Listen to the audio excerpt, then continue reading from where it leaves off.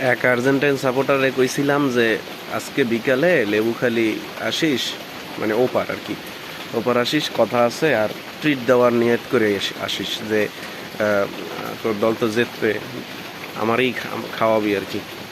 যত খাওয়ান দাওয়ান খামু, যাই খাই, 10টা 5টা 15টা 20টা 100টা 150টা যা খাই তুই খাওয়াবি। হ্যাঁ, আমি কয় ভাই মামা মনে মনে তো তুই চাও স্পেন জিতুক। আমি কি দূর বাট, এটা কোনো কথা? এটা আমি করতে পারি? ঠিক আছে, আমি তো প্রেডিকশন দিছি 2-0-তে আর্জেন্টিনা জিতবে।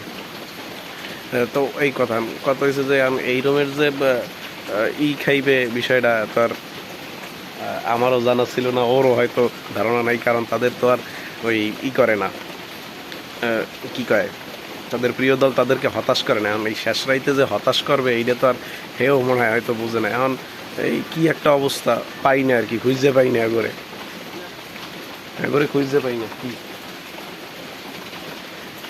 এখন ফোন দিমু, যদি পারি ফোন দিয়ে দেখি পাইনি।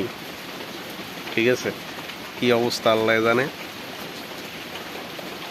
এত খুশি লাগে কে, এত খুশি লাগে কে আমার।